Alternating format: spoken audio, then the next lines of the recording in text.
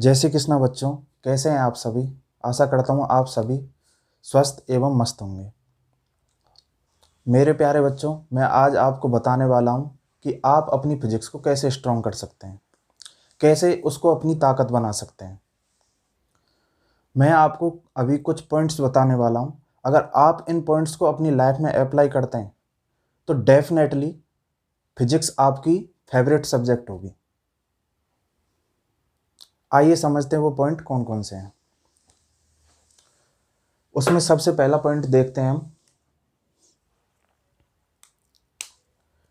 Study daily.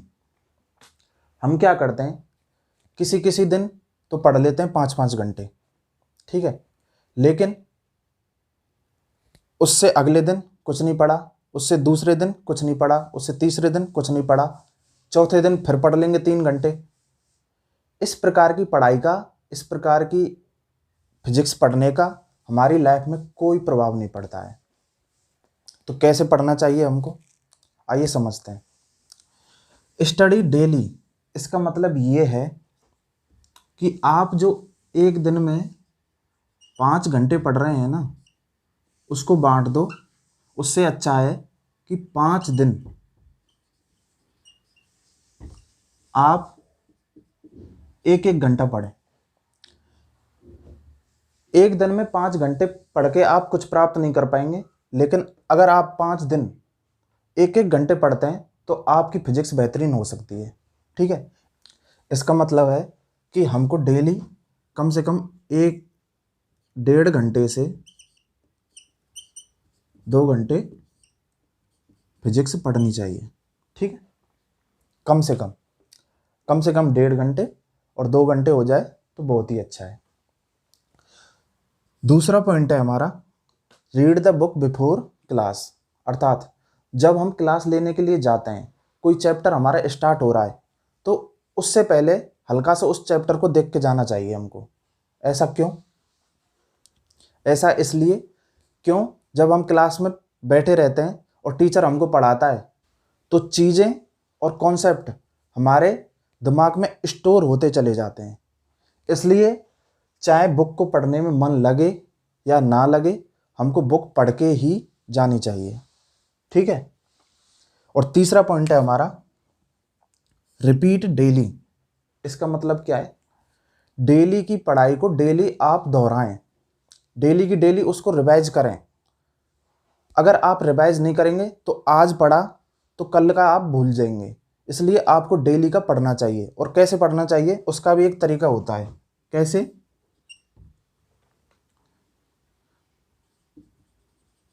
Day first का पढ़ा आपने, डे फर्स्ट को ही ये पढ़ना है हमको। ऐसे डे 2 क्या करेंगे हम, डे 2 में क्लास फर्स्ट का भी पढ़ेंगे और क्लास सेकंड का भी पढ़ेंगे, अर्थात दूसरे दिन की क्लास का भी पढ़ेंगे। ऐसे ही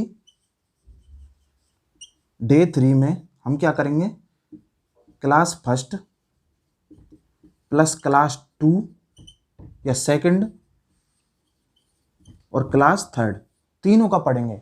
आप इस प्रकार पढ़ेंगे तो आपको लग रहा होगा ऐसे तो बहुत ज़्यादा टाइम लग जाएगा, लेकिन जब आप इनको डेली रिपीट करते जाएंगे, दोहराते चले जाएंगे, जो काम 1 घंटे में हो रहा था वही काम दूसरे और तीसरे दिन 15 और 10-10 मिनट में होने लग जाएगा। और लास्ट तक हम इसी प्रक्रिया को दोहराएंगे, ठीक है।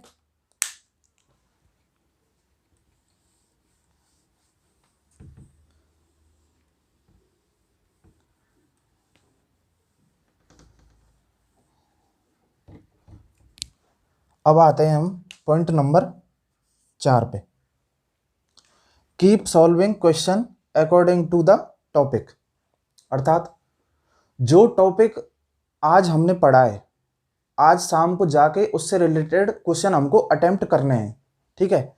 उनमें क्या हो सकते हैं, एमसीक्यूज हो सकते हैं, और हमारे जो बुक में दे रखे होते हैं सॉल्व एग्जाम्पल, उनको कर सकते हैं। और उनको भी कैसे करना है, उनको ऐसे करना है, यहाँ पे एग्जाम्पल लिखा हुआ है और यहाँ नीचे उसका सॉल्यूशन दे रखा है, ठीक है।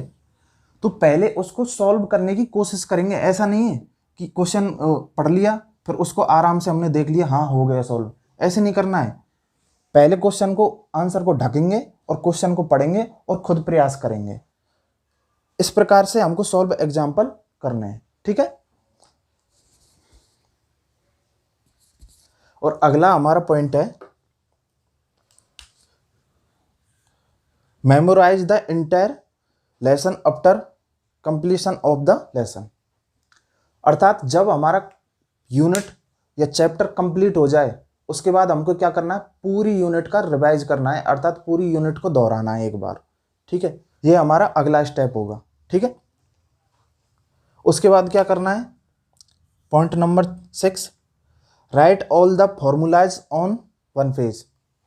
हमको क्या करना है, एक फिजिक्स की अलग से कॉपी बना लेनी है और उसमें क्या करना है, जैसे जैसे चैप्टर कंप्लीट होते चले जाएं उसको पहले, सबसे पहले हम रिवाइज करेंगे पूरे चैप्टर को। रिवाइज करने के बाद क्या करेंगे, उसके जितने भी फॉर्मूलाज हैं उनको हम एक पेज पे लिखते चले जाएंगे।